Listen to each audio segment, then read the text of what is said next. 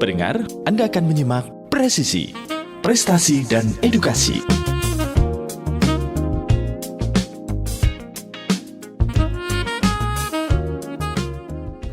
Bismillahirrahmanirrahim. Radio kesayangan Anda Persada FM, pilihan pas kita dan keluarga, siarkan kebenaran, tebarkan kasih sayang.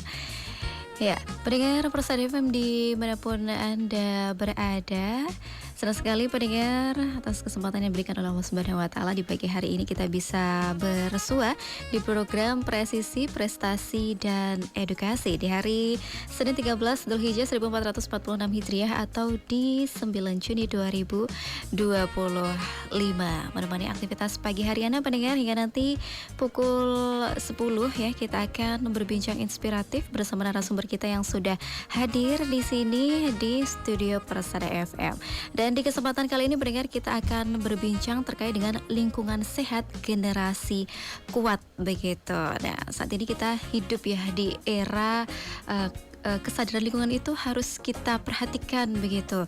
Nah, selain lingkungan sehat yang udaranya bersih, tetapi lingkungan sehat itu adalah ruang untuk para generasi kita itu bertumbuh begitu, menjadi generasi yang kuat, tidak hanya kuat secara fisiknya tetapi juga mentalnya juga, kepeduliannya terhadap negaranya juga dan lingkungan sekitarnya. Nah, kita akan bahas ya pendengar bersama narasumber kita yang luar biasa ini ya, yang sudah hadir di sini. Langsung saja kita sapa. Ada Kak Soim Sahrianti, Ketua Yayasan Kakak Surakarta, dan Kak Nadia Sukmawati, Ketua Pemuda Penggerak. Assalamualaikum warahmatullahi wabarakatuh, Kak Soim dan Kak Nadia. Waalaikumsalam warahmatullahi wabarakatuh. Ya, bagaimana kabarnya Kak Soim dan Kak Nadia? Alhamdulillah ini, walaupun agak nggak fit tapi menuju sehat itu ya, harus selalu sehat itu. Iya, semoga segera pulih sehat kembali seperti biasanya agar bisa beraktivitas kembali ya Kak ya. Iya. Karena ini pasti banyak kegiatan ya di Yayasan Kakak begitu. Iya. Nah, baik. Ya, kalau di Yayasan Kakak ini Kak sebelumnya ya, ini bisa diceritakan terlebih dahulu terkait dengan latar belakang Yayasan Kakak Surakarta ini melakukan gerakan anti tembakau. Ini seperti apa latar belakangnya? Iya, mungkin saya tekankan dulu bahwa Yayasan Kakak itu adalah organisasi yang bergerak dalam isu perlindungan anak gitu ya. Nah, kalau bicara tentang isu perlindungan anak gitu ya, itu memang ada banyak hal bagaimana anak bisa mendapatkan hak-haknya. Nah, salah satu hak gitu ya adalah hak untuk sehat gitu ya. Nah, apa hubungannya dengan produk rokok itu kan? Nah, sebenarnya kalau dalam Undang-Undang Kesehatan ditekankan bahwa produk tembakau, rokok itu adalah termasuk zat adiktif. Sementara kalau kita lihat di Undang-Undang Perlindungan Anak gitu ya, anak itu memang harus dilindungi dari zat adiktif. Bahkan ketika dia menjadi mengenal zat adiktif, negara harus melakukan rehabilitasi, harus melakukan pendampingan sehingga anak itu bisa keluar gitu ya, atau tidak menjadi korban dari zat adiktif itu begitu. Karena Kakak juga melakukan pendampingan pada anak-anak yang dia sudah mengenal produk rokok itu ya, mereka sudah merokok, mereka kecanduan gitu ya. Kita mengamati mereka gitu ya, di beberapa kegiatan itu mereka menjadi fokus itu aja sulit gitu kan. Kita pernah 2 jam itu ya bersama dengan mereka ya. Di antara beriku kayak ada kebingungan, mereka pengen pergi ke kamar mandi padahal di sekolah loh posisi mereka itu. Hanya untuk merokok gitu ya. Karena kita mendapatkan pengaduan dari gurunya, makanya kita datang gitu ya sebagai lembaga yang peduli pada anak, sehingga kita pengen bagaimana kita bisa menolong anak-anak itu. Kita perhatikan aja mereka sudah tidak bisa fokus, mereka kayak berhalusinasi gitu ya. Halusinasinya itu sebenarnya simpel, mereka duduk kadang-kala dia memperagakan gitu ya, memperagakan kayak orang merokok gitu ya. Sebenarnya kalau kita lihat, kita jadi prihatin gitu loh. Kenapa anak ini? Riset Kakak juga menunjukkan mereka mulai merokok itu ketika usia SD gitu ya. Itu sudah mengenal mereka. Iya. Baik, jadi berangkat dari permasalahan ini ya Kak ya. Dan kalau di Kota Solo sendiri terkait dengan anak-anak yang sudah kecanduan rokok ini ada seberapa banyak sih Kak? Sebenarnya kalau ngomongin jumlah mungkin belum ada ya. Kalau jumlah belum ada gitu ya. Tapi kalau kita lihat di data di nasional gitu ya, berkaitan dengan riset kesehatan dasar gitu, tahun 2018 itu sekitar 9,1% anak itu perokok anak itu 9,1% gitu ya, dan angkanya cenderung naik gitu ya. Bahkan memang disinyalir kalau tidak ada tindakan apapun bisa menjadi 16% gitu ya, bisa menjadi 16%. Nah sebenarnya persoalannya kalau tidak ada tindakan apapun, nah sekarang tindakannya apa dan siapa yang melakukan, itu yang menjadi penting. Karena kita tahu bahwa kita sekarang menuju ke generasi emas gitu ya, 2045 gitu ya, sehingga memang berkaitan dengan produk rokok itu sendiri gitu ya, harus ada memang aksi bersama gitu ya, sehingga anak-anak itu tidak menjadi perokok pemula gitu ya. Karena kalau industri pasti tujuannya perokok pemula semakin banyak gitu loh. Tapi kita sebagai pihak-pihak gitu ya yang peduli anak itu pertama, yang kedua kalau negara itu sudah berkewajiban, negara itu harus gitu loh berkewajiban melakukan upaya seperti itu. Nah persoalannya adalah apakah negara sudah melakukan upaya tersebut, itu pertama. Yang kedua, apakah kita sebagai orang tua gitu ya, sebagai orang-orang yang berada di lingkungan anak-anak itu sudah melakukan upaya. Nah itu sebenarnya nanti yang akan kita bahas begitu. Oke, baik. Dan salah satunya dari Yayasan Kakak ini ya, yang sudah mulai begitu menggencarkan untuk gerakan anti tembakau. Nah, ini sudah dimulai sejak tahun berapa ini, Kak? Sebenarnya kalau gerakan anti tembakau sendiri sejak Kakak berdiri, karena kita fokus pada perlindungan anak, itu sudah dimulai gitu kan, sudah sejak lama sebenarnya. Dan kita memang melakukan update terkini gitu ya, berkaitan dengan anak ya, karena kalau kita fokusnya tetap di anak ya, anak dan rokok gitu ya. Seperti apa situasinya, seperti apa kebijakannya, siapa yang pro dan kontra, tentu saja kita akan mendekat pada yang pro gitu ya. Jadi ketika kita berjuang, kita sudah punya visi dan misi yang sama. Cuman memang kalau bicara pemerintah, seharusnya mereka pro gitu ya, pro untuk perlindungan anak dari rokok gitu ya. Jadi kalau untuk pemerintah kita advokasi bagaimana kita mencoba untuk mempush gitu ya, untuk mendorong gitu ya, mereka melakukan fungsi-fungsi mereka gitu ya, baik eksekutif maupun legislatif. Legislatif dalam kaitannya dengan kebijakan, sementara eksekutif berkaitan dengan program, implementasinya kayak apa, bagaimana punya strong implementation gitu ya, berkaitan dengan kebijakan-kebijakan yang ada.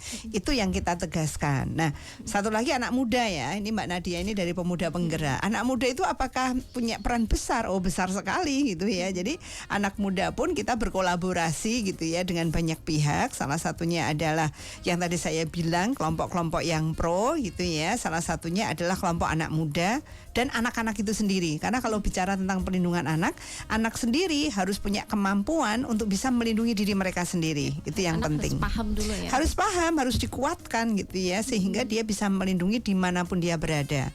Kita tahu anak itu bisa berada di mana saja dan orang tua tidak berada 24 jam di dekat mereka. Jadi bagaimana kita jadikan anak-anak itu menjadi yang tangguh gitu ya terhadap banyak situasi yang sebenarnya kurang berpihak pada mereka begitu. Baik. Ya, dan kalau dilihat memang sebenarnya di sini peran paling utama itu adalah pemerintah ya Kak ya. Karena dari kebijakan dan juga program-programnya itu kan secara menyeluruh ya pastinya. Betul. Dan itu dampaknya pasti juga akan lebih signifikan begitu. Betul. Sebenarnya kalau orang bilang gitu ya, kalau pemerintah itu adalah kewajiban gitu ya. Mereka berkewajiban untuk membuat kebijakan yang pro pada anak gitu ya, untuk mengembangkan program yang pro pada anak, itu sebenarnya kewajiban gitu ya. Tetapi edukasi juga penting. Edukasi itu siapa? Ya orang terdekat dengan anak, ya orang tua, ya orang dewasa, kita sebagai orang dewasa gitu ya, yang memang anak itu adalah role model gitu ya. Jadi anak itu akan menggunakan orang-orang dewasa itu sebagai role modelnya mereka gitu ya. Melihat bapaknya, melihat ibunya, melihat orang sekitarnya gitu ya. Dia akan belajar dari situ. Sehingga bagaimana orang dewasa itu juga memiliki tanggung jawab selain kewajiban yang sudah seharusnya gitu ya dilakukan oleh pemerintah begitu. Oke, baik. Ya, kita ke Kak Nadia ya, Ketua Pemuda Penggerak. Nah, kalau dari Pemuda Penggerak sendiri nih Kak, terkait dengan perokok ya, ini utamanya anak-anak ya. Ini kalau dari Pemuda Penggerak ini seperti apa responnya? Kemudian ada program apa begitu? Oke, jadi kalau Pemuda Penggerak sendiri sebenarnya kita adalah sebuah komunitas anak muda gitu ya, yang kita juga ada di Solo, di Sragen, Sukoharjo, dan Karanganyar, dan kita lebih aktif untuk bergerak di isu perlindungan anak. Ada beberapa isu juga sebenarnya, tapi kalau untuk di isu pengendalian tembakau, kita sebenarnya bergerak untuk menginfluence anak muda gitu ya, bahwa kalau biasanya kan orang-orang beranggapan bahwa nggak ngerokok nggak keren gitu kan, banyak orang yang nggak merokok terus dibully dengan hal demikian gitu. Nah, kita ingin mengajak anak-anak muda ini bahwa kalian kalau nggak ngerokok tuh justru kalian keren gitu, karena kalian tahu bahwa merokok itu nggak baik untuk tubuh kita sendiri, nggak baik juga buat lingkungan ya. Sebagai anak muda nih kita harus melindungi diri kita dan lingkungan kita gitu. Jadi kita sendiri bergeraknya di isu perlindungan anak kayak gitu. Jadi kita mau menginfluence anak-anak muda nih biar anak muda juga sadar bahwa sebenarnya merokok itu nggak cuman merugikan untuk diri sendiri aja, tapi juga sebenarnya untuk lingkungan juga gitu. Bahkan kayak dari puntung rokoknya yang dibuang sembarangan pun juga itu juga merugikan untuk lingkungan juga kan. Jadi kayak nggak cuma untuk manusia tapi juga untuk lingkungan sekitar juga kayak gitu. Oke, dan itu melalui apa saja Kak selain maksudnya media sosial begitu?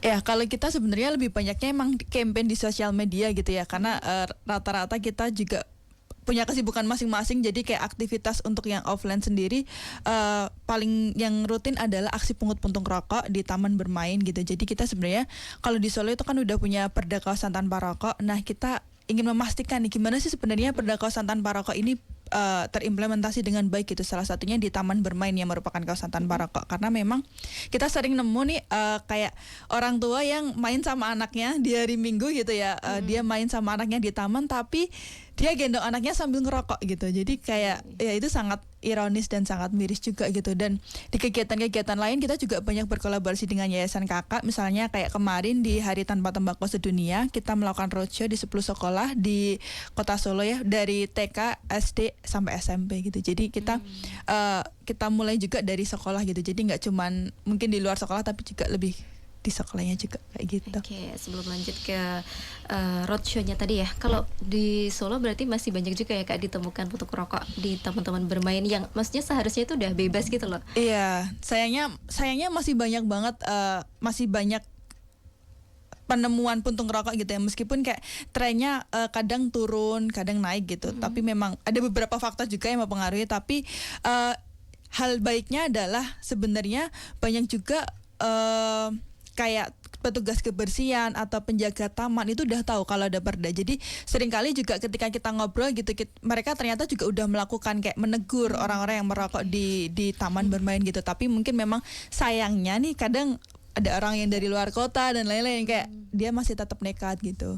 Jadi itu juga sebenarnya juga salah satu bentuk apresiasi karena udah ada nih dari pihak pemerintah yang mau menegur gitu. Jadi nggak abai 100% seperti itu. Oke, baik. Jadi harapannya semakin kesini juga semakin sadar semuanya begitu ya. Benar. Atau mungkin di situ sebenarnya sudah ada tulisan merokok ya sebenarnya ya, tapi masih sama aja gitu, masih ngeyel ada aja ya gitu ya, atau tetap merokok di situ. Baik. Kemudian ini terkait dengan Hari Tembakau Sedunia ya, 31 Mei 2025 kemarin begitu, dan ini ada kegiatan yang dilakukan Kakak dan juga dari Pemuda Penggerak begitu ya, kolaborasi. Nah, ini kegiatannya tadi apa ini Kak? Ya, kalau kemarin yang kita adakan sebenarnya salah satunya kita peningkatan kapasitas anak dalam rangka agar dia bisa melindungi diri mereka sendiri. Sebenarnya kegiatannya simpel, satu membuat poster. Poster itu adalah ajakan gitu ya, bagaimana dia menjadi target industri, mereka mampu untuk menolak gitu ya. Sebenarnya poinnya itu bikin poster ya, tapi di balik itu sebenarnya kita pingin bagaimana anak-anak itu punya kemampuan untuk menolak yang diwujudkan dalam bentuk karya gitu kan. Tadi saya sebutkan bahwa anak-anak itu memang ditargetkan oleh industri, sehingga bagaimana mereka punya kemampuan untuk bisa menolaknya. Makanya kita keren tanpa rokok. Nah, itu yang kita tegaskan ke mereka. Selain poster, kita juga dance gitu ya. Kita punya dance keren tanpa rokok gitu ya. Itu pun sebenarnya pesannya menunjukkan bahwa dibohongin loh kreativitas itu nggak ada di rokok. Itu orang selalu bilang bahwa merokok itu akan banyak kreativitas. Nah, makanya kita mencoba gitu ya dengan sesuatu yang disukai anak-anak pula. Ngeden itu disukai anak-anak. Jadi mereka ngeden tapi temanya adalah keren tanpa rokok gitu ya. Tujuannya apa sih sebenarnya kalau di anak-anak ini, agar mereka tahu, mereka paham, setelah itu mereka melakukan aksi untuk bisa menolak dimanapun mereka berada gitu ya. Karena sebenarnya industri itu melakukan banyak pembohongan gitu ya. Lu nggak keren kalau nggak ngerokok gitu ya. Oh, kesetia kawanan itu diwujudkan dalam itu. Nah gitu loh. Jadi ada banyak gitu ya, sehingga menurut saya itu yang penting untuk disebarluaskan di anak-anak gitu ya. Kemudian yang kedua, kita juga memberikan penghargaan gitu ya kepada sekolah-sekolah yang melakukan upaya-upaya gitu untuk penguatan aturan di sekolah. Sekolah itu sebenarnya harusnya sudah 100% kawasan tanpa rokok, nggak boleh sama sekali gitu ya. Cuman kenyataannya ada juga sekolah yang melakukan pelanggaran. Pelanggarannya kayak apa? Ditemukan putung di dalam sekolah, itu kan pelanggaran sebenarnya. Nggak mungkin kan orang ngerokok di luar, di dalam hanya buang itu kan nggak mungkin aja. gitu kan. Itu sebenarnya pelanggaran. Kenapa? Kalau itu dilakukan oleh guru mereka gitu ya. Guru itu adalah role model bagi anak-anak. Ketika dia dilihat oleh anak-anak, oh Pak Guru aja ngerokok, berarti nggak apa-apa dong gitu ya. Seolah-olah menormalkan gitu kan. Nah itu sebenarnya harusnya penegakan aturan itu dimulai gitu ya. Kepala sekolah itu menjadi leadernya gitu ya. Jadi kalau ada guru yang merokok di sekolah ya harus ditegur. Bagaimana caranya? Nah caranya bagaimana? Oh mereka harus ada satgas nih yang bisa melaporkan. Salah satunya anak-anak nanti yang bisa, karena anak-anak itu sebenarnya kunci gitu ya, kunci informasi gitu kan. Kalau kemarin ketika kita pertama masuk nggak berani Pak Guru ngerokok. Nah karena sekarang sudah disiapkan tim, mereka bisa ngadu ke siapa, itu lebih mempermudah gitu kan. Jadi kita memberikan apresiasi kepada 10 sekolah gitu ya. Ada 3 terbaik gitu ya, yang dia itu aksinya sudah luar biasa. Salah satunya anak-anak itu melakukan aksi gitu kan untuk menegur penjual-penjual yang di luar pagar. Di pagar sekolah ya. Iya, mereka menegur nggak boleh ngerokok di depan sekolah ini. Dan yang yang bagus adalah justru pedagang-pedagang di luar pagar itu lebih nurut ke anak gitu ya, gitu. dibanding gurunya gitu ya. Jadi kesaksian daripada guru, kalau guru yang ngelengke agak sulit. Tapi kalau anak-anak ternyata mereka lebih ya wes kita nggak ngerokok, nah gitu loh. Jadi itu menjadi salah satu hal gitu ya yang penting, satu ya, selain membuat anak menjadi perokok pasif, karena kalau pedagang yang ngerokok otomatis anaknya pasti terpapar begitu kan. Jadi dalam rangka untuk itu kita memberikan penghargaan gitu ya, salah satunya terhadap berbagai macam upaya untuk penegakan kawasan tanpa rokok begitu. Yang dimulai dari sekolah-sekolah. Betul, begitu ya. betul. Baik. Makanya kemarin kita ada juga kita ada semacam kayak komitmen bersama gitu ya di anak-anak sendiri, karena kita mengundang banyak sekolah sehingga kita punya komitmen bersama gitu ya, bagaimana mereka bersepakat untuk keren tanpa rokok. Saya pikir yang namanya idealisme ketika dia sudah ditanamkan semenjak dia kecil itu bagus. Tadi Mbak Nadia menyebutkan bahkan masuk ke sekolah TK gitu ya. Emang anak TK bisa ngapain? Oh bisa banyak hal gitu loh. Anak TK itu kalau idealisme sudah dibangun, nggak boleh lo ngerokok dalam rumah, dia akan benar-benar marah pada bapaknya gitu ya ketika dia melakukan itu gitu ya. Dan menurut banyak pengamatan, justru ketika anaknya itu yang ngomong, bapaknya lebih nurut dibandingkan sama istrinya gitu loh. Jadi kita udah menyiapkan itu gitu. Ya, mungkin sebenarnya kita mulai dari anak-anak karena kita tidak ingin menormalisasikan gitu ya Bu. Iya. Jadi kayak kalau mulai dari anak-anak, dari anak udah sadar kalau ini tuh hal yang buruk gitu, pasti dia tidak akan menormalisasi itu. Kayak karena dari riset pemuda-pemuda dan yayasan kakak pun menunjukkan bahwa 60% anak-anak itu merokok karena pengaruh temannya gitu. Jadi kalau semisal emang kita anak-anaknya udah tahu nih bahayanya gini-gini, kayak dampaknya bahwa kalian itu adalah target industri gitu. Jadi harapannya nanti juga di lingkungan pertemanannya pun juga jadi lebih sehat gitu, bisa saling mungkin kayak berbagi informasi kayak gitu-gitu juga. gitu. Oke, baik. Jadi dipahamkan dulu ya terkait dengan anak-anak ini apa saja bentuk kampanye dari rokok ini yang mungkin terkadang kita itu tidak sadari begitu ya Kak ya. Mulai dari kreativitas yang diselubungi begitu ya. Ternyata itu ada iklan rokok dan masih banyak lagi. Nah, itu kalau dari Yayasan Kakak ini kan berarti mulainya dari TK begitu. Ini TK-nya di mana saja ini Kak? Kalau kemarin kita kalau berhubungan dengan HTTS kemarin kita maksudnya memang baru di 2 TK ya.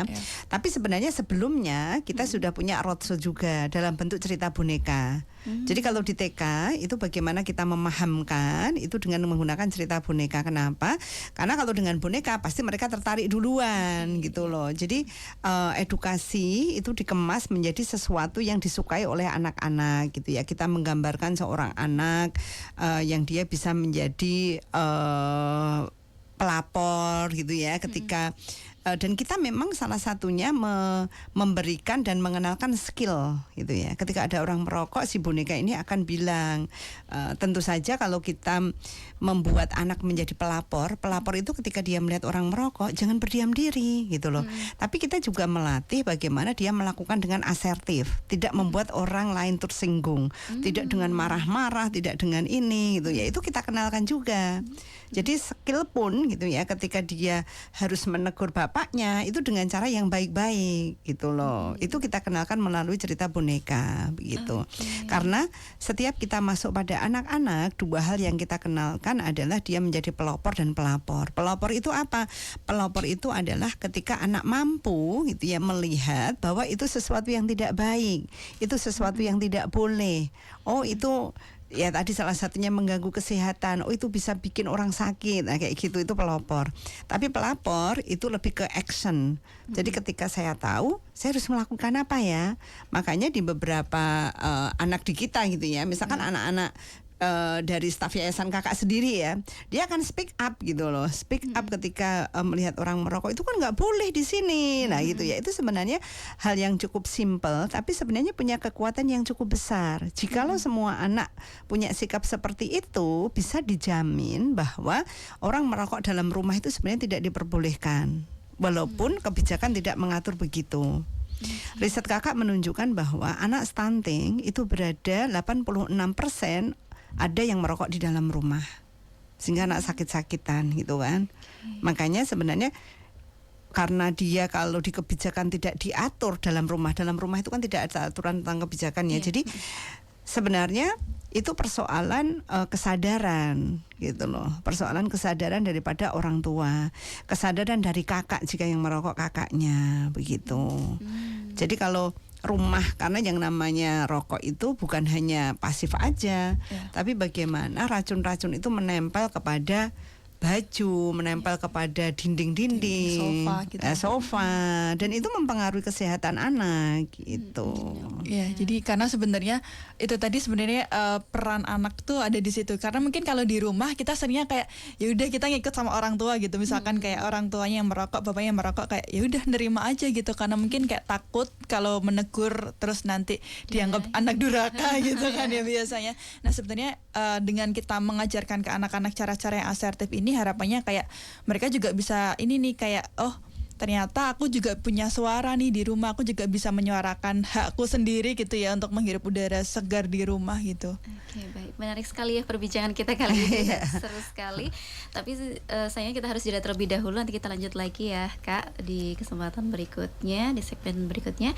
Dan untuk Anda pendengar, silakan untuk Anda yang sudah ada pertanyaan, Anda bisa bergabung via telepon di 0271638123, SMS dan WhatsApp di 081393809000. Dan Anda juga bisa bergabung di live streaming kami ya di YouTube di akun 102,2 Persada FM. Tetap bersama kami di Presisi, Prestasi, dan Edukasi. Ya baik saudaraku pendengar Persada FM dimanapun Anda berada, kita kembali di Presisi, Prestasi, dan Edukasi ya. Hari ini bersama dengan Kak Soim dari Yayasan Kakak Surakarta dan juga Kak Nadia dari Pemuda Penggerak, yang kita berbicara terkait dengan lingkungan sehat generasi kuat gitu. Baik, tadi di awal sudah dibahas banyak hal begitu ya. Nah, salah satunya cara pencegahan rokok ini adalah melalui anak begitu, anak kecil dari TK ya. Kita tanamkan kesadaran dan bagaimana anak tuh bisa jadi pelopor dan juga pelapor begitu. Nah ini kan dari anak ya, dan terbukti ya Kak ya, memang anak itu memiliki peran yang cukup baik begitu untuk menghentikan ini ya kebiasaan merokok dari anak kecil ini. Kemudian kalau dari orang tua itu bagaimana Kak perannya atau edukasinya begitu? Tadi anak kita sudah bahas banyak hal. Nah sekarang pertanyaannya orang tua, apakah punya peran? Nah orang tua perannya juga gede banget gitu kan. Kenapa? Orang tua itu dari awal anak lahir gitu ya, kalau kita ngomongin anak sampai usia 18 tahun mereka punya kewajiban ya. Kalau dalam Undang-Undang Perlindungan Anak sampai 18 tahun, walaupun sampai umur kapanpun itu anak gitu ya. Tapi kalau saya menggunakan kacamata Undang-Undang Perlindungan Anak, jadi sampai umur 18 tahun orang tua punya kewajiban gitu ya untuk pengasuhan anak, sehingga salah satunya melindungi mereka dari produk zat adiktif itu gitu ya. Caranya bagaimana? Caranya satu, jadi role model. Role model itu apa? Role model itu adalah memberikan contoh. Karena apa? Apapun yang dilakukan itu akan ditiru oleh anaknya gitu ya. Makanya kadang ada tagline bahwa children see, children do gitu ya. Nggak bisa juga orang tua bilang alah biarin aku aja, anakku nggak usah, susah gitu kan. Makanya salah satunya sebenarnya kalau dia perokok ya jangan merokok dalam rumah, jangan pernah merokok sehingga dilihat anaknya gitu loh. Saya pernah punya cerita Mbak, jadi bapaknya itu perokok berat, dia suka merokok, anaknya setiap hari melihat. Suatu saat teman saya itu kaget, ternyata anakku SD itu merokok. Ketika ditanya ya dia meniru bapaknya gitu, kayaknya bapak asik banget kalau begitu gitu loh. Jadi kenapa? Itulah namanya role model gitu ya. Kalau kita, dan teman saya juga tidak berkenan gitu loh, masih kecil gitu kan. Cuman nggak bisa juga kita punya aturan bahwa cukup saya, anak saya tidak, itu nggak bisa. Artinya satu, memberikan contoh, tidak merokok di dalam rumah, tidak merokok di depan anak, itu menjadi sesuatu hal yang penting gitu ya. Yang kedua, menanamkan gitu ya tentang bagaimana kita menjauhi produk tersebut. Saya pikir brainwash pada anak semenjak awal itu penting gitu kan. Saya itu termasuk yang mendidik anak saya, membrainwash anak saya, sesek kalau begitu gitu ya. Anak saya juga melakukan aksi sejak kecil gitu ya. Suami saya nggak merokok ya, tapi ketika ada temannya yang datang merokok, dia akan bilang nggak boleh ngerokok di sini gitu loh. Dan sebenarnya aksi-aksi yang real ini itu perlu ditekankan gitu ya dalam proses pengasuhan gitu kan. Jadi kalau tadi anak sudah kita kuatkan agar dia bisa menjadi pelapor, orang tua kita siapkan agar dia siap menerima suara anak gitu kan. Jadi ketika dia bertemu tidak akan terjadi konflik gitu ya. Karena ketika kita kenalin anak dengan bahasa yang asertif, Bapak nggak boleh merokok di sini gitu ya. Nanti kita semuanya jadi sakit. Orang tua itu akan oh iya ya, dia akan pergi gitu loh. Jadi dia akan menerima gitu ya. Karena pengasuhan sendiri kita harus menyiapkan orang tua itu biar bisa membuka telinga mereka. Kebanyakan orang tua itu lebih suka membuka mulut gitu kan, menceramahi, marah-marah gitu ya. Nah kita menyiapkan bagaimana orang tua itu bisa memberikan edukasi. Yang kedua biar bisa mendengar suara dari anak-anak, itu menjadi hal yang penting begitu. Baik, dan kalau sejauh ini dari programnya Kakak, dari yayasan Kakak ini apakah untuk memperkuat di edukasi untuk orang tua ini? Kakak itu punya program pengasuhan anak ya. Kita sering bekerja sama gitu ya dengan pemerintah salah satunya gitu ya. Dan ketika kita memberikan poin di pengasuhan anak gitu ya, kita tekankan salah satu pengasuhan anak itu adalah dimulai dari dalam kandungan, ketika lahir. Salah satunya bagaimana menjadi role model. Salah satunya kita singgung persoalan perilaku merokok gitu ya. Itu kita singgung juga gitu loh, agar mereka tahu dan memiliki gambaran. Karena banyak juga mereka yang nggak ngerti gitu ya. Contoh saja, saya pernah masuk di sebuah wilayah yang ketika jagung bayi justru rokok itu disediakan gitu loh. Padahal sebenarnya kita tahu gitu ya, bayi yang baru lahir itu membutuhkan lingkungan yang sehat gitu loh.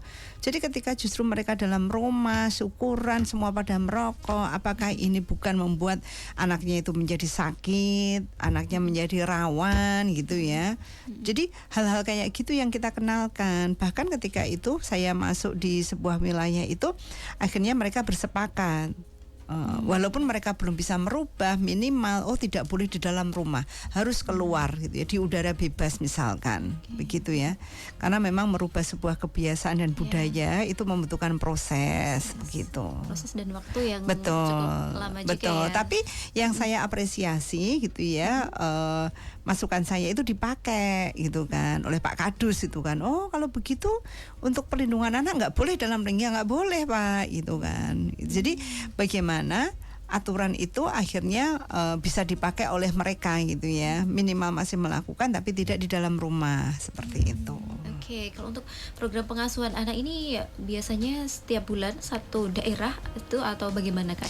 Sebenarnya kalau pengasuhan anak gitu ya, itu kakak bisa melakukan programnya kakak sendiri kerjasama dengan organisasi yang ada di masyarakat atau pemerintah yang memberikan ruang pada kakak gitu ya untuk memberikan edukasi seperti itu. Jadi memang ada dua pilihan. Kadangkala memang ada organisasi di tingkat masyarakat yang meminta gitu ya, atau kakak yang menawarkan begitu ya, menawarkan untuk pengenalan berkaitan dengan pengasuhan, walaupun tidak harus rokok saja gitu ya, tapi rokok itu menjadi salah satu bagian karena itu menjadi persoalan yang banyak banget ada di masyarakat begitu. Baik ya. Ya, dan kita bacakan ini ada yang bergabung di live streaming YouTube ya Kak ya. Ini ada Kak Farid Zidan. Terima kasih atas pencerahan bahaya rokok ini, karena real ini tetangga saya anak kecilnya terpapar karena bapaknya merokok begitu ya. Jadi memang melihat dari orang-orang sekitar begitu. Jadi kebiasaan ini jadi tumbuh begitu ya Kak ya. Iya. Saya cerita satu kasus ya Mbak ya. Jadi dekat saya itu pernah ada bayi meninggal usia 4 bulan. Dan ternyata memang hasilnya ketika di ronsen itu di paru-paru itu penuh dengan kayak putih-putih asap rokok gitu loh. Dan ternyata memang ketika ngomong gitu ya, ibunya menggendong, bapaknya itu merokok di sampingnya. Begitu loh. Jadi itu menjadi salah satu faktor pendorong gitu ya, di mana anaknya itu akhirnya batuk sepanjang dia, karena baru 4 bulan ya. Dia batuk terus gitu loh. Dan akhirnya dia meninggal gitu loh. Gitu. Baik.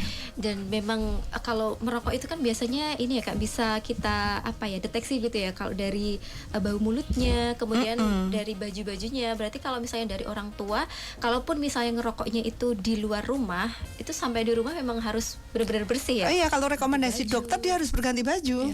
Karena sebenarnya kalau mungkin yang sering kita kenal adalah perokok aktif dan pasif aja ya. Kayak mungkin aktif orang yang merokok, pasif orang yang di sebelahnya gitu. Tapi sebenarnya sekarang ada juga namanya perokok ketiga gitu. Jadi orang-orang yang mencium mungkin dari bau bajunya, yang mungkin kita nggak merokok tapi kita di lingkungan orang yang merokok, terus asapnya nempel ke baju, terus mungkin orang tua gitu ya nggak sengaja pulang dari kerja terus gendong anaknya gitu. Nah itu sebenarnya juga bisa meracuni anaknya juga gitu, karena bau rokoknya udah menempel di baju. Makanya kayak yang disampaikan Bu Soim tadi, rekomendasinya bahkan harus berganti baju gitu, kayak ya harus bersih Ya, pokoknya banget harus gitu ya. bersih begitu ya. Dan jadi memang merokok ini kalau memang ada ruangnya ya sebisa mungkin jangan di rumah begitu. Dan kalau untuk kebijakan belum ada ya Kak ya?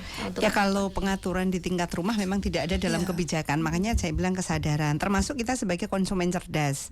Saya pernah ya kita naik ojek online itu ya, misalkan mobil gitu aja ya.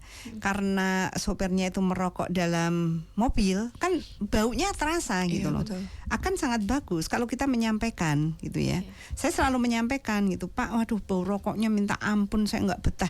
Minimal kita memberikan informasi bahwa konsumen protes ketika begitu, tidak berdiam diri.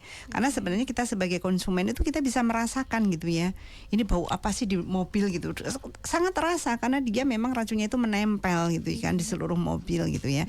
Jadi minimal kalau kita ngomong, driver akan belajar bahwa oh ternyata konsumen gitu ya, itu juga melihat itu gitu kan. Iya, betul. Itu sih. Oke, baik. Dan Kak. sebagai konsumen kita punya hak untuk memprotes ya. Oh, punya Maksudnya kayak memprotes menyampaikan dong. gitu. Kadang kan Iya. biasanya kayak ya udah dipendem aja gitu, meskipun nanti pas keluar dari mobilnya kita bakalan ngomong sama Iya. temennya gitu kan ya, kayak nggak Double nyaman. gitu ya, aduh, Iya. nggak nyaman banget gitu Ya, ya. tapi memang seharusnya emang disampaikan biar sama-sama. Iya, itu teredukasi. sebenarnya tanda-tanda dari konsumen cerdas, gitu ya. Sebenarnya kalau bicara konsumen cerdas, harusnya rokok itu kan dibeli ya. Artinya yang membeli itu konsumen itu ya. Sebenarnya konsumen cerdas itu dia akan memilih produk yang tidak merugikan dirinya. Sebenarnya rokok itu merugikan dirinya gitu loh. Makanya sebenarnya kita memberikan edukasi tentang menjadi konsumen cerdas itu menjadi penting gitu loh. Baik, dan tidak terasa ini Kak Soim dan juga Kak Nadia waktunya sudah habis. Oh, Dan iya. terima kasih atas pencerahannya yang diberikan ya. Semoga kita semakin sadar begitu peran kita masing-masing untuk mencegah rokok ini terutama pada anak-anak begitu. Baik, terima kasih Kak Soim dan juga Kak Nadia. Tetap semangat juga untuk melaksanakan semua kegiatannya. Semoga bisa berjalan lancar dan sehat selalu. Terima kasih. Ya. Assalamualaikum warahmatullahi wabarakatuh. Waalaikumsalam Waalaikumsalam warahmatullahi warahmatullahi wabarakatuh. Ya, baik saudaraku pendengar Persada FM dimanapun Anda berada, terima kasih atas kebersamaan Anda di program Presisi, Prestasi, dan Edukasi pendengar. Dan kami segenap kru yang bertugas, ada produser Joko Santoso dan switcherman Anofika Akbar, dan saya Fiana Ashfa pamit undur diri. Pendengar, hidup bukan tentang sempurna, tapi tentang bersyukur dalam setiap keadaan. Terima kasih. Wassalamualaikum warahmatullahi wabarakatuh. Radio Persada FM.